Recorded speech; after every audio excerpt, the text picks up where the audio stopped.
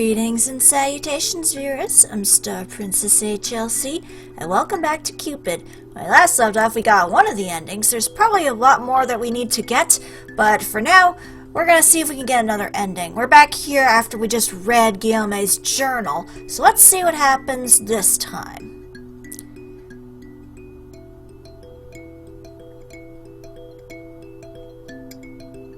Do it for the greater good. He should be stopped. It's the right thing to do. Let's see here.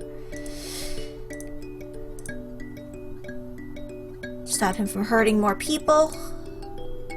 Yeah, I'm trying to think of what it is that I have to say differently. I'm trying to think. I don't know what it actually is. Maybe not? Maybe not, but we must risk it. Must we risk it? Has he become haughty and powerful? Soon enough, this power will drive him mad.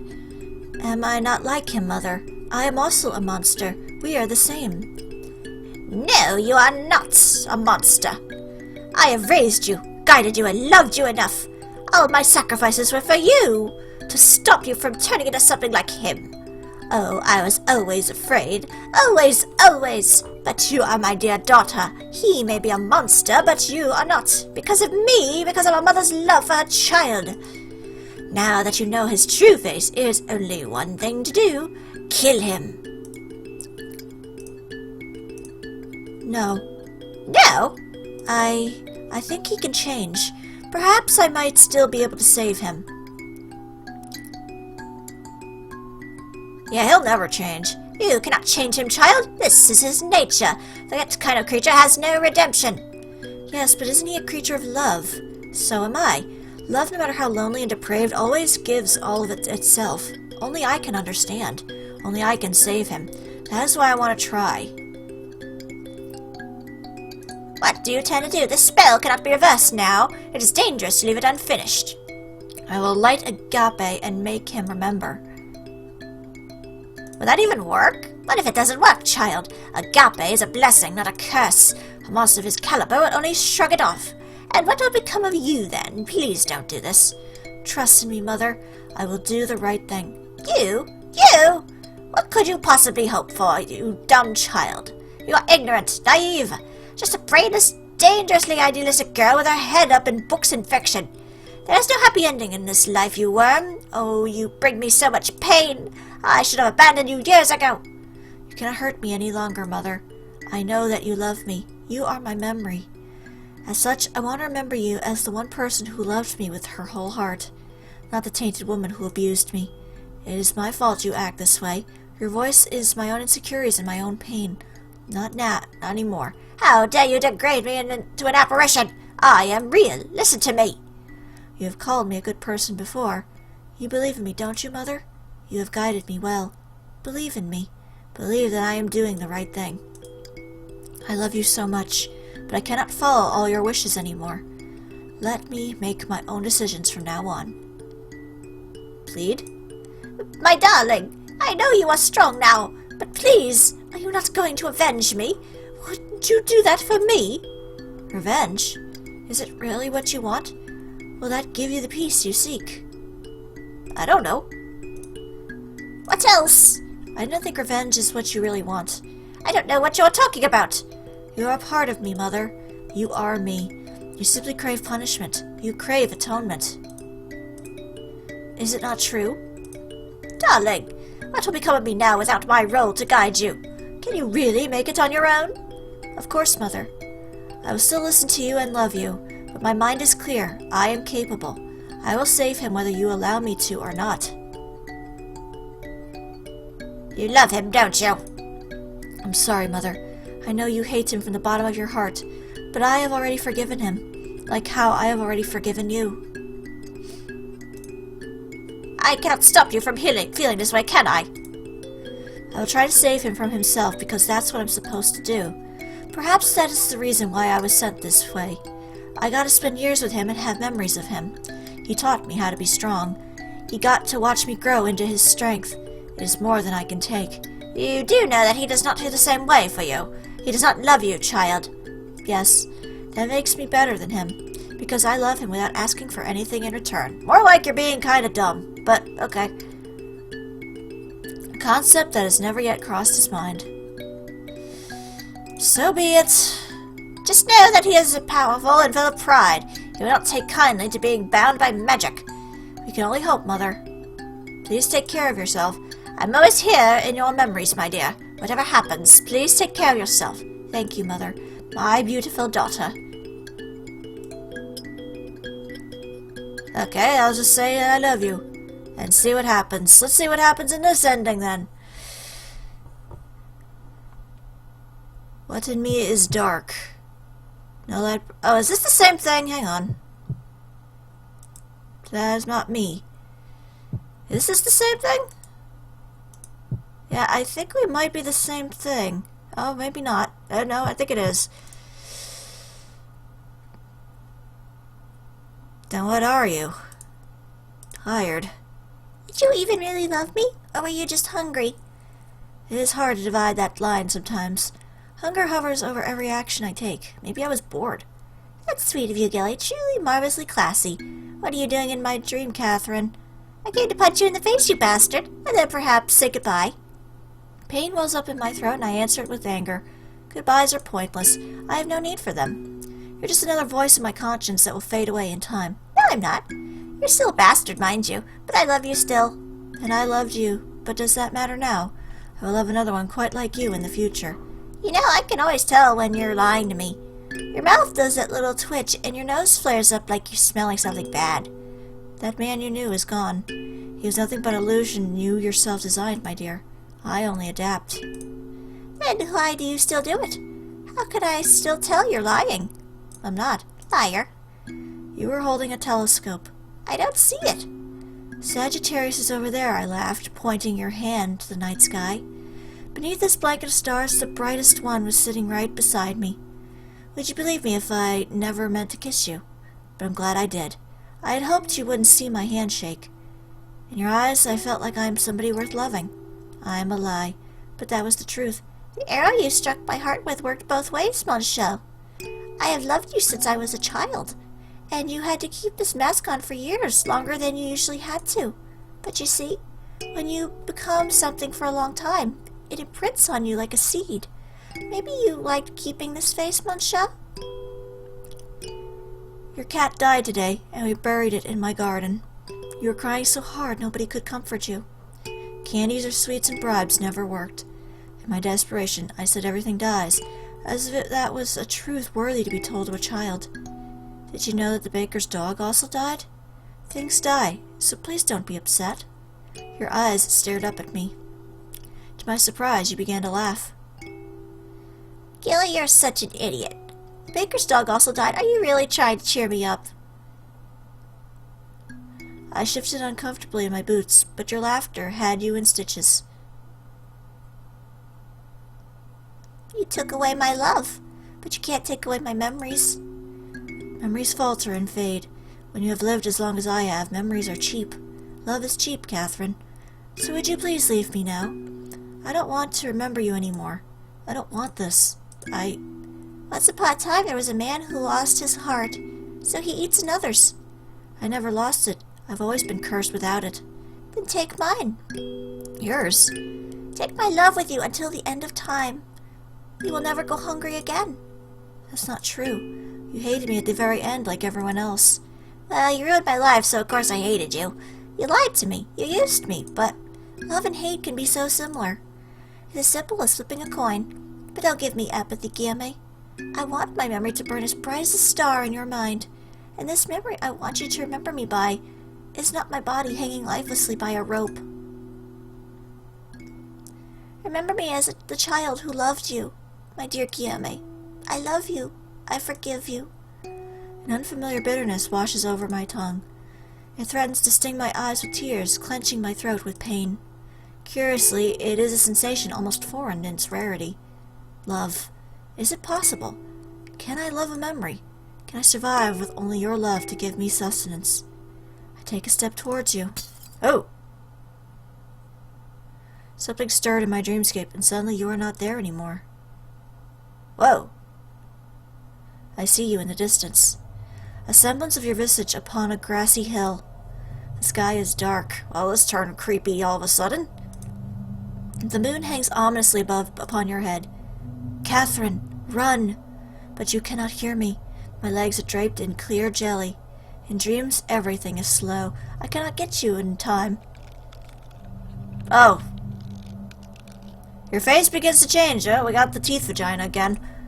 You are Catherine, you are Emily, you are Marcus, you are Diomedes, you are Psyche. Your head begins to snap and distort. The skin bubbles at the flesh. Tears reveal the pulsing hide of the monster inside. Your glistening heart pumps in your chest. Your feathers pruned and majestic from recent feeding. Yet I'm not afraid of this thing, and its many mouths. And its eye boobs. Like, seriously. Ugh. Merely holding a mirror up to me. A slithering hand wraps around my neck and lifts me from the ground. The pressure tightens as I struggle. One of your tongues licks at the side of my belly, as if sampling the food before the course. Running away again. Content to starve yourself and feed off a memory. Pathetic. You still look like Catherine. Maybe that is the most painful part. I can't bear to look at you. Why starve yourself when there's plenty to eat? Why beg for scraps when you can gorge? Did you really think your life could change? You know better, son of beauty, brother of night, love. That's you. You are a sickness. Wherever you will go, this shadow will haunt you. Collect your trinkets by all means. Relive your precious memory. But know that you will be nothing more than a hypocrite. A clean man walking in a mountain of filth. Open your eyes. Open them. Behold my true glorious form. Humans are insatiable. Men and women, they are all rabid for love. How many times have you been their toy? Humans are cruel to things they desire. I must be powerful. I must be on top. I control them instead of them controlling me. I will not be a piece of meat. Never again. Your face softens, and the grip on my neck drags me close to your lips. You claim my mouth with yours, and it tastes like honey. Spit ropes between our lips. Love is my sustenance. Love is my sustenance. I will take what I can, because they so willingly give. I must get rid of this ghastly spell I am under. It is playing with my mind.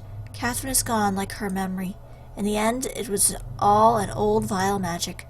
A cheap parlor trick. Whoever touched me will pay. Game woke up with the dream still fading from his memory. He was not in his room, but in Catherine's. This did not surprise him. Whoever cast the spell did not do so on a whim. To take him away from his sanctuary was to render him weaker. A pure white candle flickered on the table. Its flame looked as though it was ready to go out. I couldn't save you. I tried. Rosa stepped out of the shadows. You! Guillaume stared at her with irritation. What is the meaning of this, Rosa? This is your doing. She looked at him with sadness. I was too weak to save you, Guillaume. Save me from what? From what you are. Guillaume's face crumpled into confused anger. I didn't expect such contempt from someone I trusted. Did you expect me to ask your forgiveness for what I've done, sire? Because I won't. I will stand by what I did. I will do it again if I can. But such a spell requires much preparation. You are not to do that again, do you hear me? I will not allow myself to be subjected to such an insult. I'm not trying to do something that petty. I'm trying to save you. I do not know what you're talking about. If you persist in this foolish behavior, then I will be forced to take action. Go ahead. But I will simply try again. Stop it. Gimmick grabbed her shoulders in irritation and shook her.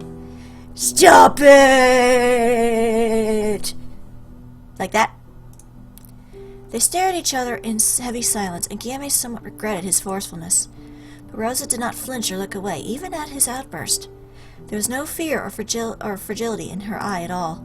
She held her steady gaze until it was Guillaume who looked away. Why? Why are you doing this? You should know how pointless this is. I had to try, Guillaume.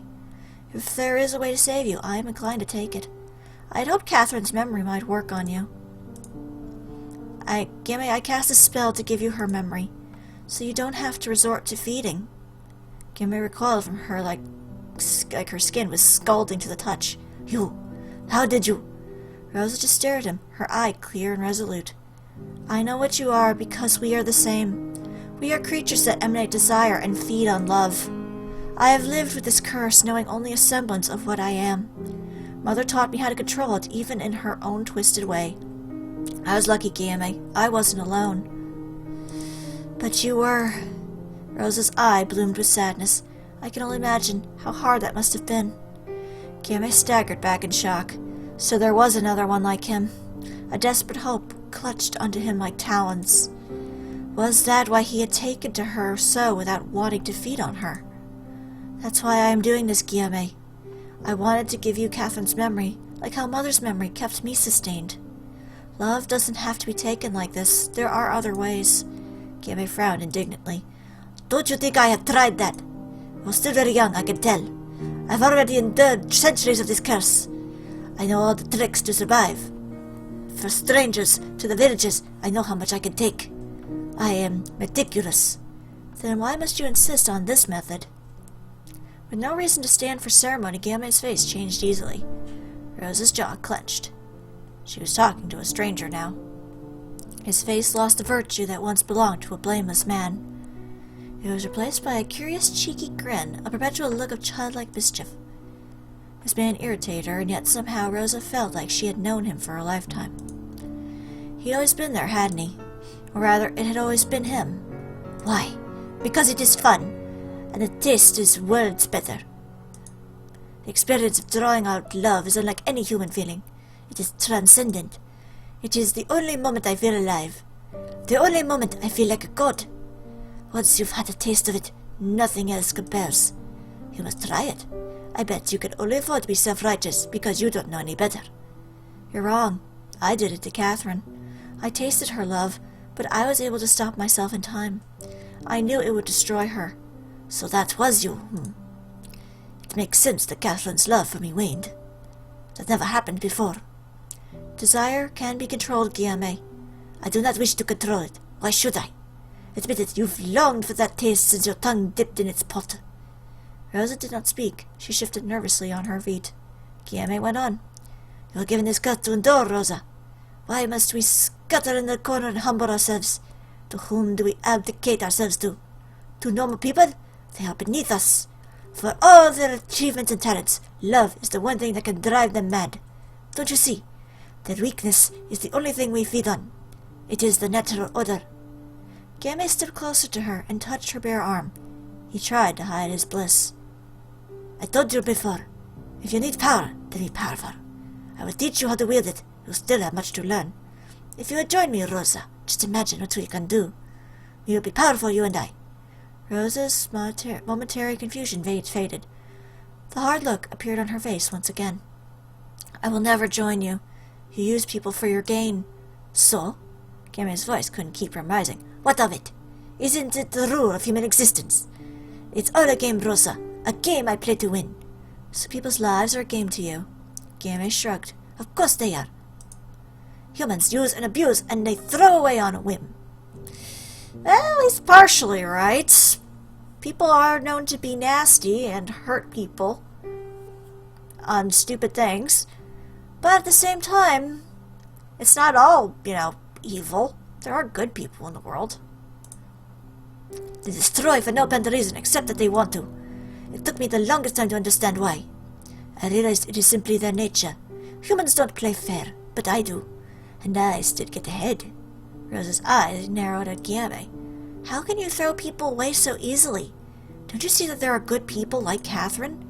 You are afraid to remember. You are afraid to give them the worth they deserve. You rejected her memory, content to forget her value. Guillaume was silent for a few moments. Then he gave a low snicker. Rosa, Rosa, Rosa. That is an amusing thesis. He looked at her dumbfounded face pitifully. Another chuckle escaped. Guillaume couldn't help it.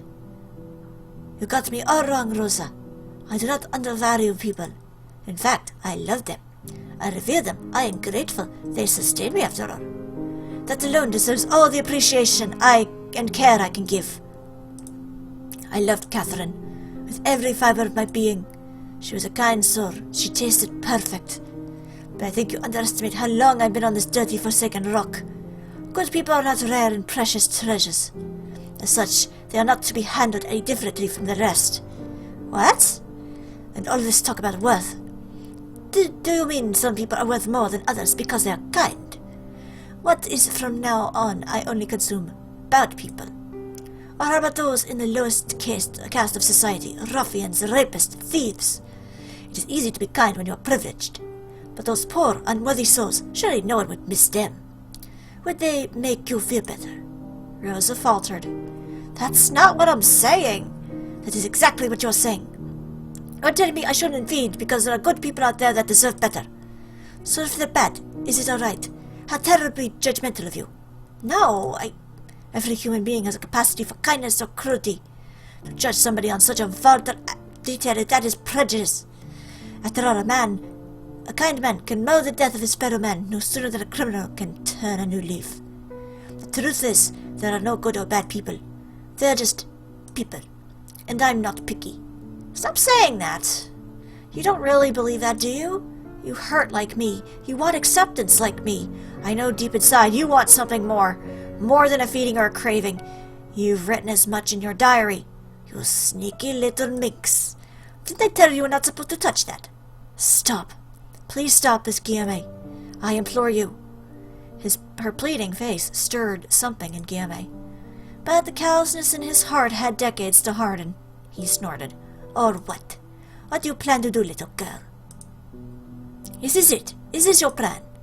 Put on a light show and talk me to death. Surely you didn't think it would be that easy. If you have a different offer, I'm all ears. I thought as much. Very good talk. Albeit a little pointless, I'm sure you'll agree. Is that what you think of Catherine, then? Nothing but cattle.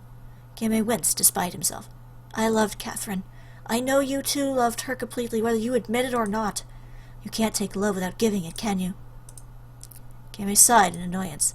Just another spoke in the old fun wheel. You're lying if you say you're not the least bit troubled by your actions. That's a start, Guillemette. The first step. It means you are not as cold as you want to appear. If you admit your guilt and take responsibility for her death. Guillemette waved her away with an indifferent scoff. I refuse. Her death was her own decision. I had no hand in that. She reaped what she sowed and I collected. That is all. With this validation, the assured smile came back to his lips. He shrugged. Who knows, maybe she could have gotten better over time. Most people bounce back from the loss of love. Or not. Who really knows? Is it my fault she gave me everything? I didn't ask her to. Which was only fair, like you said. I didn't hold back. It was an equal exchange. Rosa's throat went dry. Oh, love. Love is the strongest force in the world. But it is never pure. Always tainted. Always poisoned. What are you talking about? Well, I hate to shatter this vision you have of Catherine, but she wasn't so righteous. She was as selfish as everyone else. What? Think back, Rosa. Did you really think her sister's death was a complete accident? Wasn't it convenient? Wasn't I convenient for little Miss Paridi? Yes, of course. Convenient and perfectly adequate. Sweet, boring, obliging Marquis de Guy.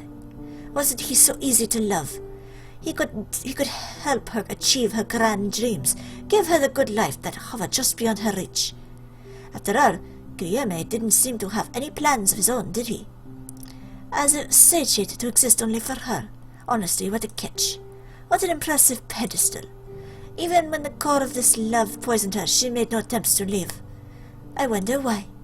And now there's a question. Why indeed? Because she had hope, Guillemette. Yeah, it's true, because originally she was trying very hard to not end up with him. Like, remember, she was, like, trying desperately to avoid him, and he kept pushing, so... She stayed hoping her feelings for you would return. That was how much she loved you. Guillemette scoffed. How sweet of you to say. You really thought Catherine stayed with me just for love. Not because she was scared, insecure, comfortable. Guillemette tapped his chin in mock contemplation. Or maybe she just wanted so badly to be a marquis's wife. Such a proud girl she was. Must she settle for anything less? That will show other people who used to scorn and underestimate her. They who gossiped about her family behind her back. That will show them. Rosa took a shaky step back. Mother's words forced themselves into her head. They are all the same. They're all selfish. Rosa bit her lip. It is not true. I won't believe it. Catherine was a kind person. So what? Does it matter? Does being kind justify selfishness? Does being kind even save anyone? You You are heartless. Maybe. It has been so long, I can't tell. Always the love of self is first, Rosa. I don't take it personally. Shut up! Did you ever get tired of justifying your hunger? So Catherine wasn't perfect, yet you simply pass the blame? All just excuses. The truth is, you just don't want to stop, do you? You're no god, no higher being. You're nothing but a common vampire, a monster. Game's face twitched. Feeding on the love of the people who love you? You must know how wrong that is. Game's fist shook visibly, but he kept his smile. His voice remained pleasant and calm. So you compare me to storybook monsters now, Rosa. How insulting. But yes, wouldn't it be easier if I dined on blood or flesh? Something tangible, perhaps, something physical. Things would have been so much simpler. After all, if I drank blood, I wouldn't have to tangle with their lives. He turned to Rosa, his eyes burning, and she could feel the heat in his stare. I wouldn't have to be sane. Game's voice shook with anger. She flinched. You self-righteous minstrel, how dare you talk to me about guilt? How dare you call me a monster? You will chastise me, singing songs of praise for the greater good. Have you ever tasted your own betrayal on the lips of the person you love? Do you know what it's like to strangle hope with your own hands? I look into their eyes and see them die from the inside out. Am I worth it? Am I worth all their lives? Never. But I do it again and again, again and again, just for the right to exist. You read my journal and act like you know me. You know nothing. I wish I was a monster. Maybe then I wouldn't have to feel. So we kind of broke a little bit through his chiseled heart there. He's starting to get a little upset over our claims that he's a monster. Silence reigned between the two of them. Game's face went blank after his outburst, almost confused at the words that came out of his mouth. He forced his lips into a placated grin. Pardon me, I didn't mean to shout. He took a deep breath and refused to speak again. Rosa buried her face in her hands. He was right. She had come here with an overestimation of herself. Her ethics were the cries of a child. How could he listen to someone immersed only in her own tender ideals? She wanted to help him. She had to know his pain. But what could she say? Her mind struggled with the words. They all sounded artificial in her head. All she could do was hold out her hand and reach him. Couldn't she? She could offer him hope, a little warmth away from the chunk of ice beating inside of him. She approached him tentatively. I'm sorry. I shouldn't have spoken such hateful words. But don't you see? You don't have to endure this pain anymore. I am offering you a different path, Guillaume. Let me help you. He didn't speak, nor move. Rosa held on to the pain she saw in his eyes a moment ago. It was her only hope. But if there ever was a trace of it in his face, it had flitted away before it took substance. His abject face contorted into a grin. He chuckled. Then his laughter filled the room, cold, bitter laughter that chilled her skin into a shiver. Rosa drew her hand away in fear. You really don't get it, do you? I meant to say, that is what makes it substantive. It is precious. What? Make no mistake, I endure all this not for something as silly or disposable as blood. Love. Love is worth all the pain. The best wine tastes like death from which it was exalted. Rosa's mouth dropped in horror. She stepped away from him. A cold shiver passed her spine. No, no, no, Guillaume. She stared at him, grasping at the flicker of hope that came as fast as it went. He had built a kingdom from the maze of his own heart, both ruler and prisoner, both exalted and doomed. She could feel the cracks in his armor, the crumbling of the wall. He wanted to get out. Rosa thought she saw light in his darkness, a hand reaching out to be saved. But where was it now? Where was this hope? It was gone. Had it ever been there at all? Or did her desire to help him trick her into seeing what she wanted to see? Rosa bit her lip to steel herself. Oh, don't look at me like that. I had the same morals as you when I was younger, but time smooths out the rough ideologies. I was wrong. I thought I could still save you. You're quite full of yourself if you think you can save people. Game took a step towards her, and Rosa's throat closed up. Get away from me. I'm not going to hurt you, Rosa. If you wish to debate philosophy further, we can do so for 1,000 more years. But we aren't ignoring the single most potent truth. We've found each other. So many souls running around this earth, and we actually managed to meet. Do you realize how momentous this is? I can give you love, Rosa. Forget Catherine or your mother. They're remnants of a bitter past. How long are you going to hang on to their memories anyway? Love is not something to be thrown away, Guillaume. It endures. I know this because I've loved Mother this long despite the pain. She was the first person to show me I matter. Yeah, by abusing you. Just saying. You know, justify your abuse. From other folds of her dress, Rosa took out a locket. It was the locket he had given her at the cliff. Guillaume stared at it, confused. Remember the person in this picture, Guillaume? Oh, you got it open. Better tell, who is it? Is it the Queen? This is my mother. What? Guillaume's mind went blank for a moment. I felt something for you from the very beginning. My heart felt close to you. I want to believe that it is because we are family. Don't you see? That's why I can't give up on your redemption so easily. I care for you more than you think, Guillaume. Guillaume furrowed his brow. Indeed, the woman in the picture stirred something in his memory. Yet, no matter how much he searched his memories, he could not remember. Was there such a woman that bore him a child in the past? A sudden hope dug its nails into his chest once again. He answered this hope with contempt, a force of habit. Pardon me, my memory is a bit rusty. What was her name again? Rosa parted her lips in disappointment. Is that all you're going to say? You were carrying my mother's picture all this time. You are my father, Guillaume. That is probably why we are the same. Curiously, there was an urge to take back his haughty words, but Guillaume forced it down. This pain made him uncomfortable. Her tears were starting to hurt him. He laughed and shrugged and then promptly clenched his jaw. He didn't like how she made him aware of his own failings. A sudden irritation at Rosa came over him and itched to hurt her. Oh, dear me, forgive my cynicism, darling. He scratched his chin to hide his distress.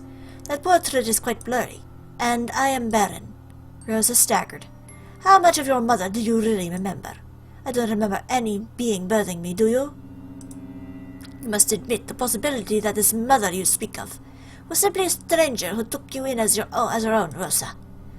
Fueled by the force of our curse, she was deluded, possessive, and hysterical. I do not deny that I might be the root of her delusion. She must have searched for me and found you by accident instead. Guillaume shrugged. An alternate theory, but one that makes more sense. What are you saying? Simple.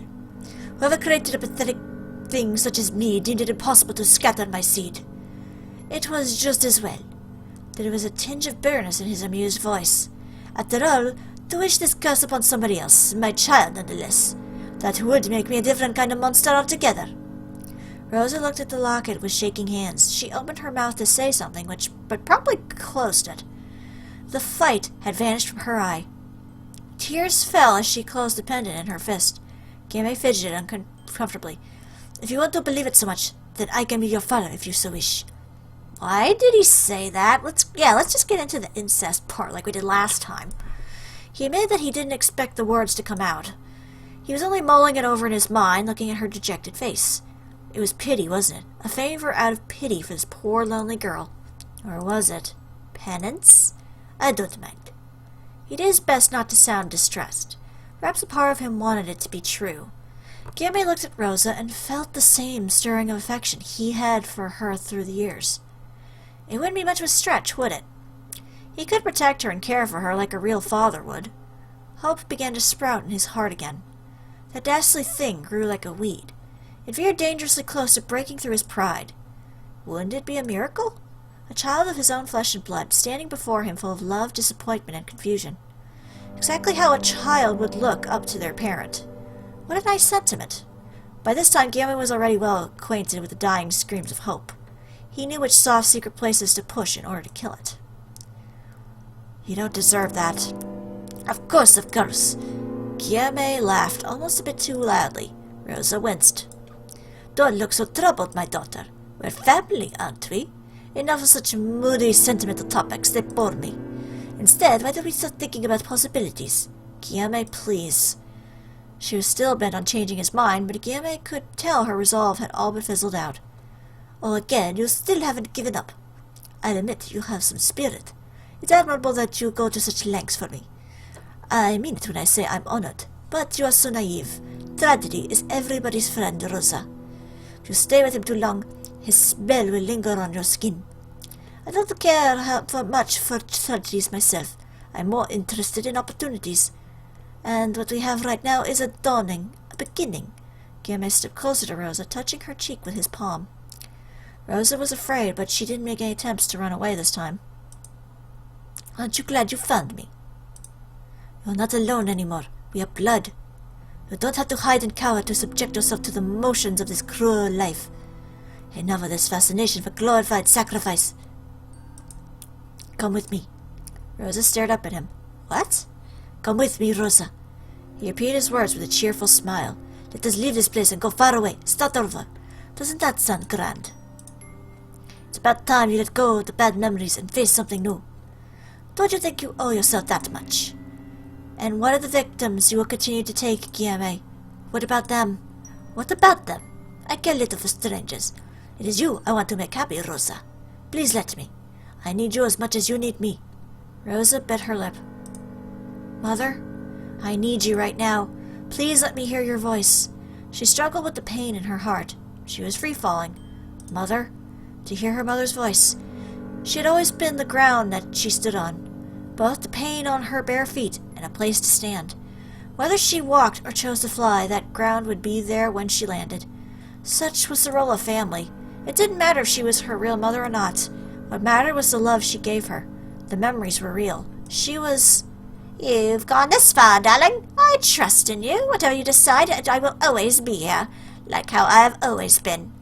Rosa's jaw clenched. She tasted the caustic realization in her mouth. Rosa? Ooh! And that was when he felt an icy palm shoot through his chest. He looked down. There was a knife sticking out of him. The knife Rosa had stolen from the kitchen. I'm sorry. The blade clattered to the floor. Rosa's lip quivered. But I have to make this right. Guillaume's body lost all strength.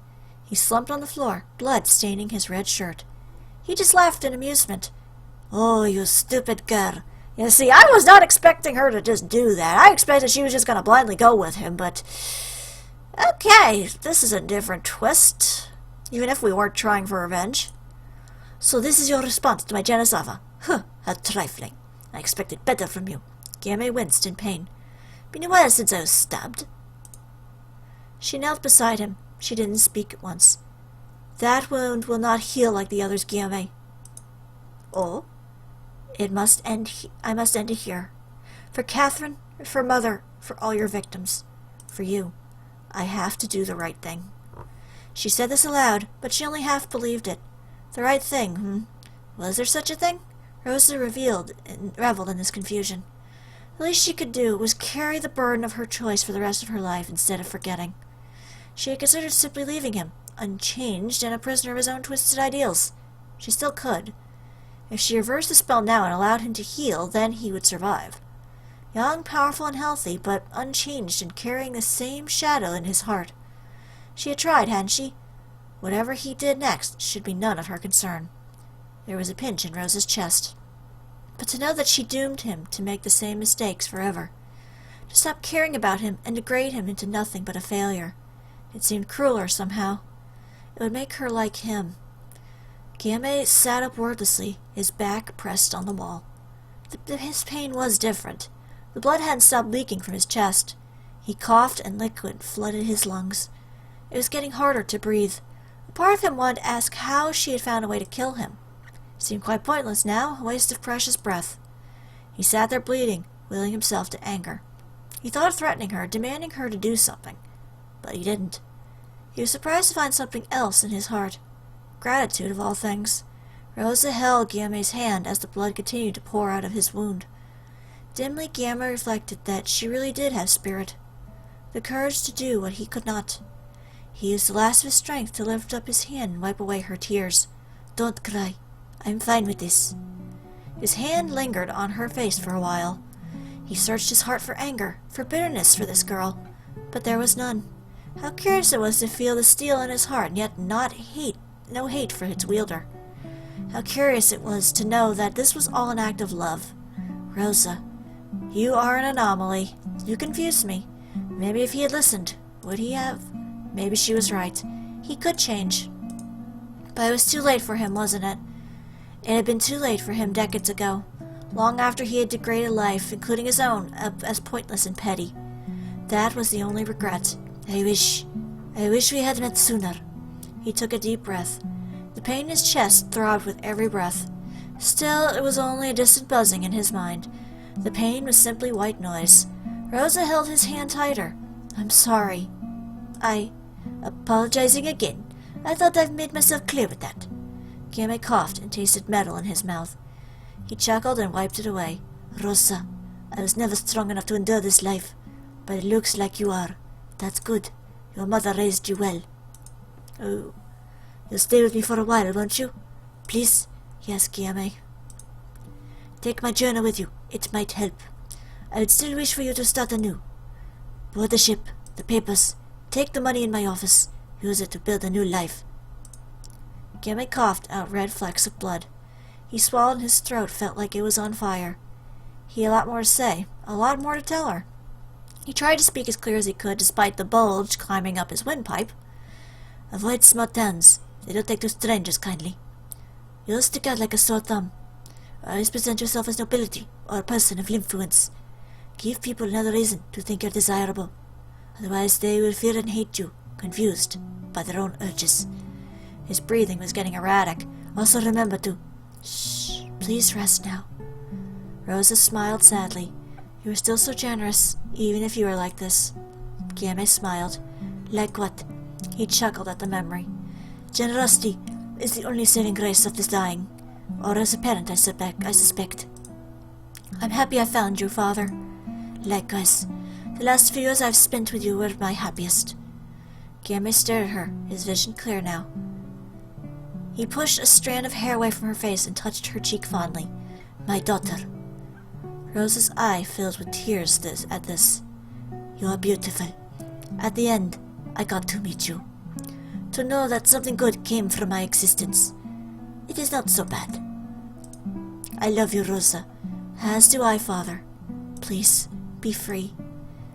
Death gave the heart a final gift of bliss. He savored this. Thank you, Rosa. The two of them crouched alone in a corner, cherishing each other's warmth for as long as it lasted. The candle's wick expired, and the room was plunged into darkness. Darling? Yes, Mother? I know it was hard, but all the same I am grateful. Mother didn't sound spiteful or on edge this time. She was simply serene. Rosa got up, looking down at him one last time. Mother, I cannot get rid of the feeling that I should have done things differently. Should I have done more? Should I have sacrificed more? Tears once again stung her eye. I wish I could turn back time and change something. Anything. I feel so powerless. I understand. Loss will always hurt, my darling. It makes us vulnerable. But you must know that changing things does not guarantee happiness. Do you understand? Yes. Oh, my darling, I wish I was there to hold you. What are you going to do now? I don't know. Whichever direction you head, I will be with you. I know you will, Mother. Your presence saved me, as it always does. You remind me that nothing lost should be thrown away. Catherine, Giame, and you will always be with me. I am not alone. I am proud of you, my beautiful daughter. The first rays of light slipped past the window and touched her face. Rosa left the room to welcome the dawn. Huh. Up, ending 2. Dawning. Oh, okay. That was kind of sweet, but it does seem like there was more to that. Let's see, main purpose is revenge. Loved Rosa despite misgivings. Opened Giame's locket. Told Rosa the family is the most important thing. Convinced Rosa that Catherine was selfish. Wanted to read more Giame's journal. Took Giame's key. Don't believe Giame could change. Admitted that killing Giame might not be the only answer. Okay. So that's another ending of the series. I guess we'll be going into another one next time, because these are really long endings. But for now, this is StarPrincessHLC saying thank you very much for watching, and have a fond farewell.